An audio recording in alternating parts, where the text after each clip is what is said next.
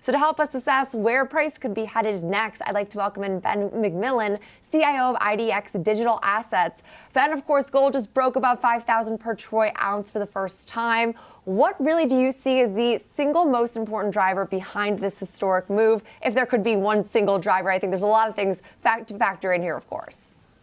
Yeah, the big one has been central bank buying. So if we look back to kind of pre-COVID levels, central banks in general, which historically have been kind of the largest holders of gold, they were buying about 500 tons a year of gold. Fast forward to right after COVID, which also, by the way, coincided with historic money printing by the United States, and you saw central banks ramp up those purchases to about 1,000 tons. So basically doubled, and it's been that ever since COVID. So for years, central banks have been basically buying twice as much gold as they ever have. And that was kind of the first part of the dollar debasement trade, which of course now is in the investing zeitgeist, and retail has moved into that. So to kind of follow back to those numbers, if we look at gold ETF inflows, they hit record highs last year. And so they're now close to eclipsing central bank buying. So, back to your original point about, what's driving this, it started with the central banks a couple of years ago. It really ramped up last year with, retail and broader investors, particularly in the US, starting to get in on the debasement trade. And that's why a lot of people are saying, this isn't necessarily a speculative rally. This is a resetting of the dollar relative to gold.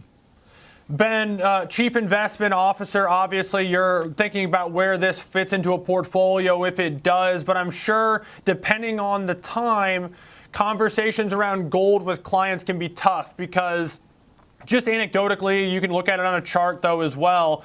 This asset class tends to be pretty dormant, kind of just like a doorstop until it isn't. And we're seeing what it looks like when it isn't now. That said, it still becomes one of those questions, and I'm sure it becomes more of a question. When do I get in? Do I sell it? Where does it fit in a portfolio? How much? How do you have those conversations? You hit the nail on the head. That's an excellent point. And this is something, those were conversations we were having this time last year with clients, or even the year prior.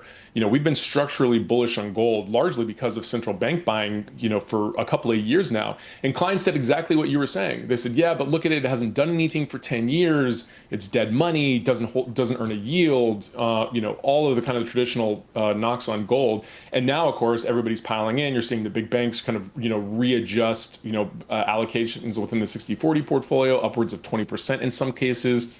So what does that mean? What does the outlook look now? Like I said, I think it's important. We've been telling clients, listen, now is not the time to necessarily load up the boat and chase returns, but you do probably need to have a structurally higher allocation to gold. Most folks we talk to, it's between 0 and 5%. There's very few people coming into this year that, we're really buying gold. And, yes, it's had a historic run. It's not likely, 2026 is going to look like 2025 in terms of returns. But the outlook still looks pretty good. And again, if we go back to kind of structural fundamentals at what's at play here, it's dollar debasement. G7 debt levels are just simply too high. We're seeing Japan have their reckoning.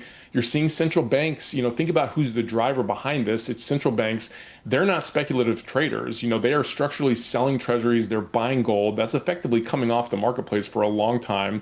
You've got retail buying increasing. So we continue to be structurally bullish on gold.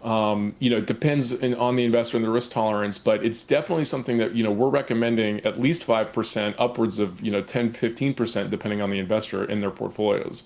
Okay, and you mentioned the debasement trade. I wanted to get your thoughts on that. Where do you think that stands as far as being in, like the early innings, and perhaps why are you seeing it right now in this current environment? So that's, I'm not going to bore you with a 60-minute TED talk, but we are in the early innings of the debasement trade, and there's a couple of structural things there. The simplest is just supply and demand. The United States has, I think the number is 80% of all U.S. dollars have been printed since 2020. That's Econ 101. You've got too many dollars in the system. That's why we're seeing inflation. That's why we're seeing a rush to hard assets. I think the other thing too is elevated geopolitical risk. Historically, U.S. Treasuries have been the beneficiary of, geopolitical, flashpoints. And, with Russia and Ukraine, we started seeing much more of that move towards gold, crypto to a lesser degree. I think interestingly too, with the uprising in Iran a couple of weeks ago, the Treasuries didn't move at all. It was all gold that got a bid from that. So I think increasingly too, the world is looking at it and saying, you know what, U.S. Treasuries is no longer my flight to safety asset. It's gold. And so I think, again, this is, and I've said this, for well over a year now. I think we are at the beginning of the end of, the dollar as the global reserve, and I think it's going to move to be gold.